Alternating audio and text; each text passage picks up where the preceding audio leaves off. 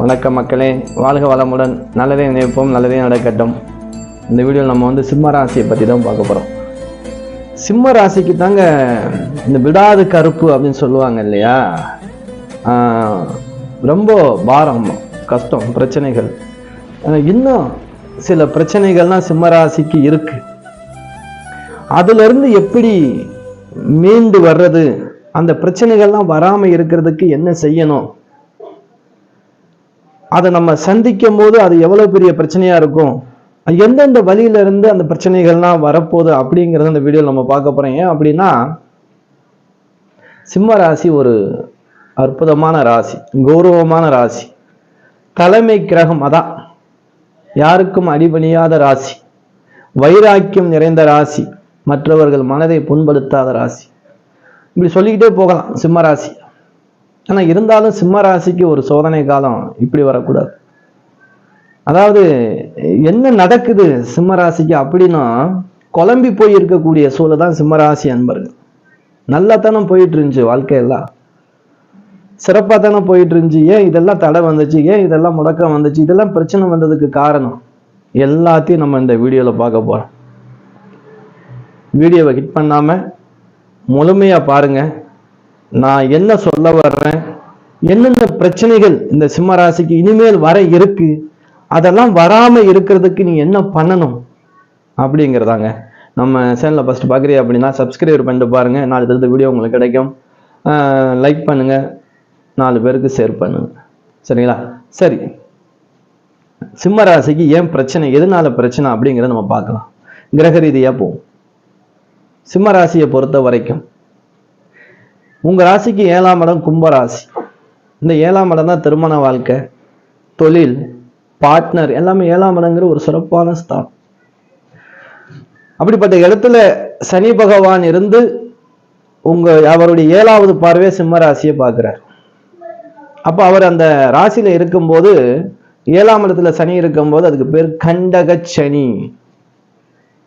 இந்த கண்டச்சனி காலத்திலே சிறு சிறு தொந்தரவுகள், வாகனத்துல சிறு சிறு விபத்துகள் மறைகிறது, காலில் காயம் ஏற்படுறது, நெருப்புல விபத்து ஏற்படுறது, தொழில தடை, திருமணத்துல தடை, திருமணம் ஆனவங்களுக்கு பிரச்சனை, பிசினஸ் ப்ராப்ளம், மன ரீதியாகவும் உடல் ரீதியாகவும் பிரச்சனை ஏற்பட்டு தூக்கம் இல்லாம போறது, முட்டி வலி ஏற்படுறது, இடுப்புக்கு கீழே பிரச்சனை, கல் பிரச்சனை, வயிற்றுல கல் வருது இல்லையா, கிட்னி அந்த மாதிரி, இப்படி எல்லாம் சிக்கல்களை கொடுத்து சின்னாவண்ணமாக ஆக்கி கொண்டிருக்கக்கூடிய கிரக நிலையும். சரி, அது ஒண்ணு இருந்தா பரவாயில்ல. 2ஆம் இடம் என்று சொல்லக்கூடிய கன்னி ராசி உங்களுக்கு 2ஆம் இடம், அங்கே கேது பகவானும் இருக்கார். தன வாக்கு குடும்பஸ்தான் சரியா இயக்கி கொண்டு போயிருந்த குடும்பத்தை இப்போ உங்களால சரியா இயக்க முடியாத ஒரு போராட்டம், பண பிரச்சனை, தட்டுப்பாடு, கொடுத்த வாக்கை காப்பாற்ற முடியாத ஒரு சூழல், இதாலையும் மன உளைச்சல் வருங்க. ராகு பகவான் மீனராசி உங்களுக்கு 8வது வீடு, அஷ்டமஸ்தானம், அங்க ராகு பகவான் அமர்ந்திருக்கார். 8 முடக்கம், தடை, திடீர்னு விபரீத ராஜயோகம் வரும். ஆனா இந்த கிரகங்கள் எல்லாம், இந்த ராகு கேது சனி பகவான் உங்களுக்கு எப்படிப்பட்ட பிரச்சனைகளை கொடுக்க இருக்காரு, எந்தெந்த வழியில பிரச்சனைகள் வரும், நீங்க எந்தெந்த வழியில போகக்கூடாது, அந்த பிரச்சனை இருக்கு அப்படின்னா அந்த வழியில நீங்க போகக்கூடாத வழி என்னென்ன எல்லாம் நம்ம தெரிஞ்சுக்கிற போறோம். ஃபர்ஸ்ட் சனி பகவானை பார்ப்போம். சனி பகவானை பொறுத்த வரைக்கும் கண்டகச்சனில் இருக்கார். தொழில் ஸ்தானத்துல ரொம்ப ரொம்ப நிதானம், பொறுமை அவசியம். உங்ககிட்ட ஒரு 10 பேர் வேலை பார்க்கறான் அப்படின்னா 10 பேர் உங்கள்ல இருந்து ரிலீஃப் வெளியில போவாங்க, ஒவ்வொருத்தரா போவாங்க. உங்க ரகசியம் வெளியில தெரிய ஆரம்பிக்கும். நீங்க பண்ற பிசினஸ் ஆப்போசிட், உங்க தொழிலுக்கு எதிரியா இருக்கிறவங்களுக்கு தெரியும். அவங்க கிட்ட போய் உங்க ஆளுங்க போய் சேர்றதுக்கான வாய்ப்பு அதிகமாக இருக்கு. அப்போ சில ரகசியங்களை தொழில் ரீதியாக நீங்க மறைமுகமாத்தான் வச்சுக்கிறோம். இந்த நேரங்கள்ல ரகசியங்களை யாருக்கிட்டையும் பகிரக்கூடாது. இதால என்ன ஏற்படும், தொழில் படிப்படி எனக்கு நல்லா தானே போயிட்டு இருக்கு அப்படின்னு நீங்க நினைச்சிடாதீங்க ஒருபோதும். கண்டிப்பா சனி பகவானால் இது நடக்கும். இன்னும் ஒரு 1-2 ஆண்டு காலம் சனி பகவான் இருக்கார். இப்பவே சுதாரிச்சுக்கிறங்க. ஏற்கனவே அனுபவத்துல இருக்கிறவங்களுக்கு இது தெரியும். உங்களுடைய தசாபுத்தி கொஞ்சம் பலமா இருக்கும் போது லேட்டா சிம்ம ராசிக்கு இது நடந்துதான் ஆகும். இதுல வராம இருக்கிறதுக்கு ஓரளவுக்கு நம்ம வந்து முயற்சி செய்யலாம். அதே போல மூணாம் மனுஷால்கிட்ட பெண்ணாக இருந்தாலும் சரி ஆணாக இருந்தாலும் சரி பழக்க வழக்கம் ஒரு லிமிட்டோட இருக்கணும். ஏன்னா அவப்பேறு ஏற்படும். தேவையில்லாத ஒரு பழக்கத்தால் கெட்ட பேரை உருவாக்கி கொடுக்கக்கூடியவரும் யாரு அப்படின்னா பகவானுடைய இடம் தான். அவர் இருக்கக்கூடிய இடம் தான் 7ஆம் இடம். இந்த விஷயத்திலேயே நீங்க கொடுக்கல் வாங்கல் ஏதேனும் ஒருத்தர் ஒப்படைக்கணும் அப்படின்னாலும் நீங்க வந்து ரொம்ப ரொம்ப தெளிவாக இருக்கணுங்க. இந்த வேலையை நீங்களே செஞ்சிருங்க. இப்போ ஒருத்தர் பணத்தை கொடுத்து பேங்க்ல போட சொல்லலாம், நம்பிக்கையோட தான் இருப்பாங்க. ஆனா இந்த நேரங்கள்ல நீங்க விழிப்புணர்வோடு இருந்தீங்க அப்படின்னா கண்டிப்பா ஜெயிச்சிருவீங்க. சரி, திருமண வாழ்க்கை கண்டிப்பாக இரவு நேரங்கள்ல யுத்தம் வந்து மறையும். இதன் தேவையில்லாத வாய்ஜாலத்தால பிரச்சனைகள் ஏற்படும். அப்படி நடக்கும்போது ஆணாக இருந்தால் பெண்ணு பொறுமையாகவும், பெண்ணாக இருந்தால் ஆண்கள் பொறுமையாகவும் இருந்து அந்த மணி நேரத்தை கடக்க வேண்டும். ஒரு 10 நிமிஷம் அந்த தாக்கம் இருக்கும். அதை கண்ட்ரோல் பண்ணிட்டு அப்படின்னா அப்புறம் நார்மல் ஆயிடும். அதே போல தூக்கம், உங்களுக்கு சரியா தூக்கம் வர்றதுக்கான வாய்ப்பு இருக்காது. எனக்கு நல்லா தாங்க தூங்கிட்டு இருக்கேன், எனக்கு அதெல்லாம் குறையில்லை அப்படின்னு மட்டும் நினைச்சிடாதீங்க. பகவான் இருக்கார், அவர் அந்த வேலையை செய்வார். அடுத்து சுதாரிச்சுக்கிறது நல்லது.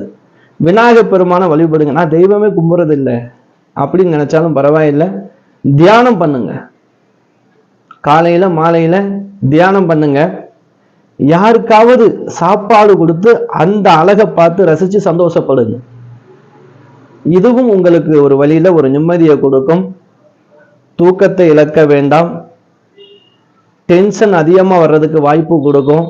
தல பாரமாற அளவுக்கு உங்களுக்கு பிரச்சனைகள் சுத்தி சுத்தி பிரச்சனைகள் நடக்கும். ஏன்னா உங்க ஃபீல்டுக்கு வேலை செய்யாத எந்த கிரகம், அந்த கிரகம் பகவான். நீங்க வேகமா இயக்கணும்னு நினைக்கக்கூடிய பொருள் எல்லாமே வேலை எல்லாமே சுலவாத்தான் போகும். அதனால நீங்க வந்து பின்னோக்கியே போய் ஜெயிக்கிறதுக்கு வழியை தேர்ந்தெடுத்துக்கிறீங்க.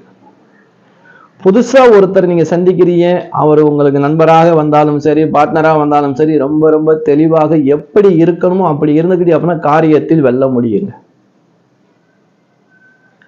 ஏன்னா இதுல வந்து உடம்புல உங்களுக்கு ஏதேனும் ஒரு மாற்றம் ஏற்படுது, சோர்வு ஏற்படுது, வயிற்று வலி ஏற்படுது, பல்லு பிரச்சனை அடிக்கடி வர்றதுக்கு வாய்ப்பு இருக்கு, காலில் அடிக்கடி ஏதாவது சின்ன சின்ன ஏதேனும் காயங்கள் ஏற்பட்டு மறையிறதுக்கு வாய்ப்பு இருக்கு. வண்டி வாகனங்கள்ல போகும்போது கண்டிப்பா சிம்மராசி என்பர்கள் ஹெல்மெட் எல்லாருமே போகணும். ஆனா இவங்க மறக்கவே கூடாது, ஹெல்மெட் போட்டு போங்க. போன் பேசுறாதே, போகும்போது ரொம்ப கவனக்குறைவா இல்லாத அளவுக்கு பாத்துக்கிறேன். இரவு நேரங்களில் அதிக தூர பயணம் இருசக்கர வாகனத்தில் செல்ல வேண்டாம். சரி, ராகுக்கு எது ஒரு பக்கம். யாருக்கிட்டையும் ஜாமீன் கையெழுத்து, யாருக்காகவும் ஜாமீன் கையெழுத்து நீங்க போடக்கூடாது. சரிங்களா? 2ஆம் இடத்துல தனம் வாக்கு குடும்பஸ்தானத்துல கேது பகவான் இருக்கு. குடும்பத்தில் சிறு சிறு பிரச்சனைகள் வந்து மறையும். ரொம்ப ரொம்ப கவனமாக இருக்கணும். பிரச்சனைகளை வந்தாலும் அதை என்ன ஏதுன்னு தெரிஞ்சு அதை சால்வ் பண்ணுங்க. நீங்களும் பொங்கக்கூடாது. அங்கே பிரச்சனை நடக்குது அப்படின்னா நீங்களும் அதிகமாக கோவப்பட்டோம்னா பிரச்சனை பெருசா தான் ஆயிட்டு இருக்கும். முதல்ல உடல் பரிசோதனை. ப்ரெஷர் இல்லாமல் பார்த்துக்கிறணும். ப்ரெஷர் பிபி இதில் தான் இங்கே ஏறும். இந்த மாதிரி நேரத்தில் தான் ப்ரெஷர் அதிகமாக ஏறும், டென்ஷன் அதிகமாக. ஏன்னா உங்களுக்கு வந்து எந்த வேலையும் நடக்கலை அப்படின்னா என்ன ஆகும்? ஒரு விதமான கோபங்களும் ஒரு விதமான பயமும் ஏற்படும். இதாலே உடல் வந்து தொந்தரவுக்குள்ள உள்ள வர்றதுக்கு வாய்ப்பு இருக்கும். எந்த ஒரு விஷயத்தை நீங்க செய்ய இருந்தாலும் அந்த விஷயம் சரியான விஷயமா, இதுக்கு நமக்கு சரியான முறையில் நம்ம சரியான பாதையில போறோமான்னு தேர்ந்தெடுத்துக்கிட்டு பண்ணுங்க. ஏன்னா 3வது கண்ணுன்னு உங்களை விழிப்புணர்வோடு பார்த்துட்டு இருப்பான். எப்ப கவுத்தலாம் அப்படின்னு, எப்ப சாய்க்கலாம் அப்படின்னு பார்த்துட்டு இருப்பாங்க. இது வந்து அந்த மறைமுகமான இருக்கக்கூடிய ராகு செய்யக்கூடிய வேலை. பண விஷயத்துல ரொம்ப ரொம்ப கவனமாக இருக்கணும். சரிங்களா? அவப்பேறுகளை ஏற்படுத்துறது, நல்ல பதவியில இருக்கிறவங்களுக்கு பதவியை புடுங்கிறது, எப்படி தொழில மொத்தமா அப்படியே டவுன் பண்ணி எதுவுமே இயங்காத அளவுக்கு பண்றது, ஏன்னா யாரும் செய்வனம் பண்ணிட்டாங்களா நமக்கு அப்படி நினைக்க வைக்கிறது, இதெல்லாம் வந்து நடக்கும். இதெல்லாம் வராம இருக்கிறதுக்கு நீங்க செய்ய வேண்டியது சூரிய பகவானுடைய நமஸ்காரம், சூரியன் வழிபாடு கண்டிப்பா பண்ணிக்கிறது. ஞாயிற்றுக்கிழமை காலையில 6 to 7, இல்லைன்னா மதியம் 1 to 2, இல்லை இரவு 8 to 9 சூரிய பகவானுடைய ஓரை வரும். இந்த நேரங்கள்ல யாருக்காவது கோதுமை தானம் கொடுங்க. இல்லையா, கோதுமை ரொட்டி, சப்பாத்தி நீங்களே செஞ்சு பசுமாட்டுக்கு கூட தானம் கொடுங்க. நீங்க கொடுக்கக்கூடிய தானத்தால் தான் வரக்கூடிய பிரச்சனைகள் வராமல் இருக்கும். ஓரளவுக்கு உங்களுக்கு காட்டிடும். ஆனா முழுமையா உங்களுக்கு காட்டுச்சு அப்படின்னா கஷ்டம். அந்த முழுமையான கஷ்டம் வரக்கூடாது என்பதற்காகத்தான் இந்த எளிமையான ஒரு வழிபாடு, பரிகாரம். கோதுமை தானம், கோதுமை சப்பாத்தி இது மாதிரி கொடுத்துவாங்க. ரொம்ப ரொம்ப கவனமாக தெளிவாக இருக்க வேண்டிய ராசி சிம்ம ராசி அப்படின்னு சொல்லிட்டு உங்களிடமிருந்து விடைபெற்றுக் கொள்கிறேன். உங்கள் ஈஸ்வரன் சிதாராம ஜோதிடர். வணக்கம்.